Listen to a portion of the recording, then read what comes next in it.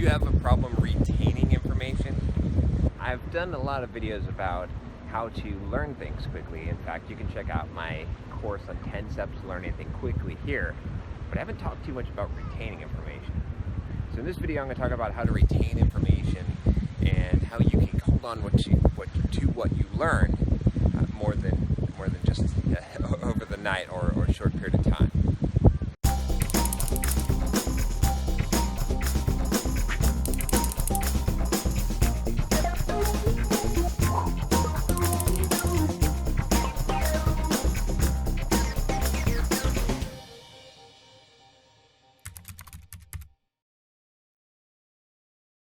Hey, what's up? John Sonmez from SimpleProgrammer.com.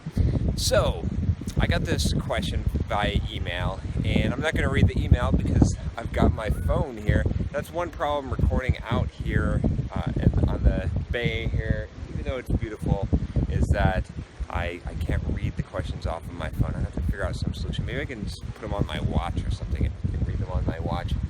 But anyway, I've gotten a couple of variations of this question. As you know, if you don't know already, I have an excellent course on 10 steps to learn anything quickly. Over 1,000 developers have already checked out this course. You can check it out here, and it basically teaches you how to learn any topic quickly. It's kind of the secrets that I've put together from all my years of experience in teaching over 55 pluralsight courses, learning technologies rapidly, whole programming languages in less than 2 weeks, and then teaching a course on them. So you can find that here. But that's not what this is about, because learning things quickly, right, is not the same as retaining information, right? There's a little bit of a different kind of knowledge. So I want to talk about a little bit about that different kind of knowledge and then how to actually retain information. So first of all, just in general, how do you retain information? You learn something, how do you keep it in your head, right? So many people take notes and they study and they do all these things. Well, I'll tell you, when I was going through school, when I was learning, I never took notes. In high school, I was in a lot of AP courses, never took notes. In college, when I did go to university, I never took notes. And when I did correspondence school myself to finish my degree, I didn't take notes. What I did instead is I paid careful attention. And I often did better in the classes and on tests and stuff than some people that took notes. Now, there's different kinds of tests. There's some classes where the tests were basically, certain vocabulary, and they're very geared towards memorizing certain facts as opposed to understanding concepts, and those ones I had to study differently for. But in general, and so that's kind of the division I'm going to make. I'm going to make the division between those type of things that you need to know, right, and to retain the information for, and those kind of things where you need to memorize facts. And we're going to branch it there, and I'm going to tell you about how to retain information in both of those aspects.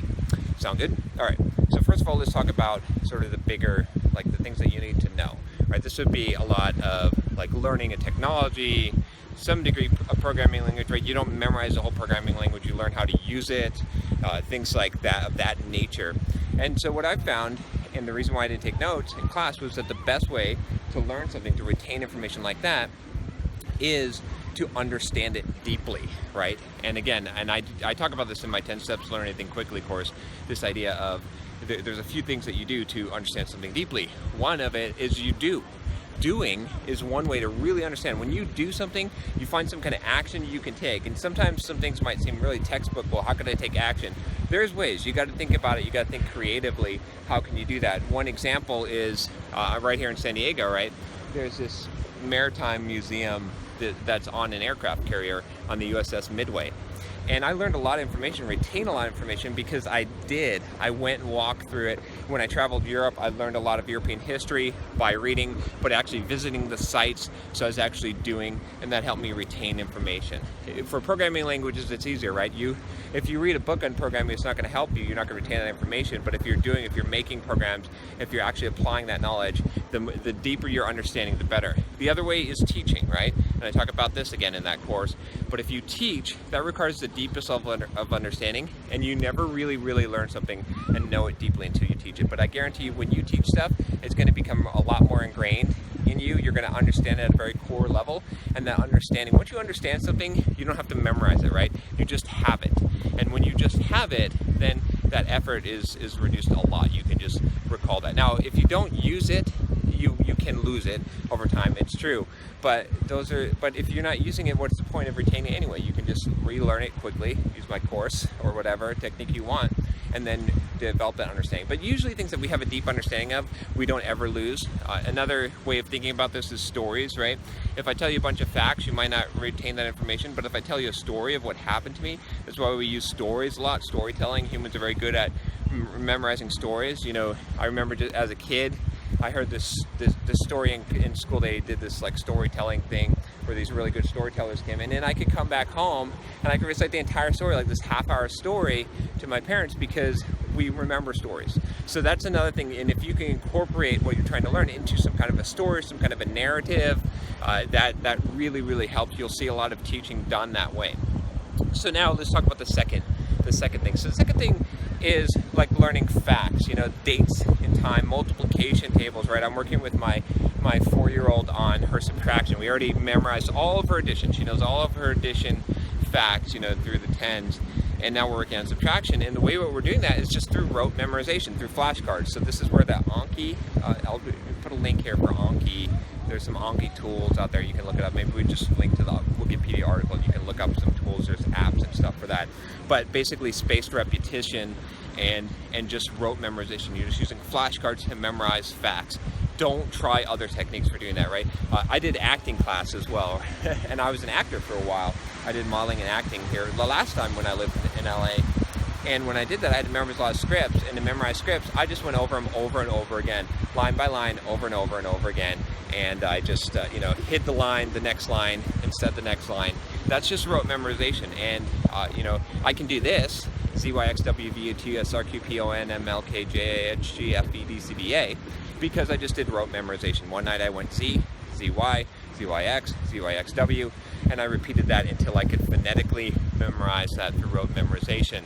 So there's certain techniques, right? Our multiplication tables, things like that, you're just going to have to apply that. Don't try other techniques because they're not going to be effective. Just drill, right? In order to get my daughter to learn her math, we finally figured out just drill. We just have to, the more we drill every single day, the faster that she's going to get it, and that's what's going to happen. That's how you're going to get that, retain that information. But there's very little of that information that you need rote memorization on, right? Multiplication tables, addition, things like that. The syntax of programming languages, no. You can look that up. Stuff that you can look up or you could do with a calculator very easily, don't even try to memorize, right? Don't waste the time because it's not worth it. Instead, what you want to do is you want to get that knowledge, know how to get that knowledge. And again, that's another thing I talk about in my course is this idea on how to research it correctly, to be able to know the resources, know what knowledge is out there so you can find it quickly. So that's enough for this video. Hopefully that helps you. If you are interested in checking out that 10 Steps to Learn Anything Quickly course, click here, check it out. It's again, I've sold over 1,000 copies of this course. It's really helped a lot of people. Got some excellent testimonials on there. I hope it will help you as well. I offer a full refund on that if for some reason it doesn't help you, which believe me, it will. So anyway, thanks for watching this video. If you like the channel, if you feel like it'll help someone, share it. If you like the channel, subscribe, and I will talk to you next time. Take care.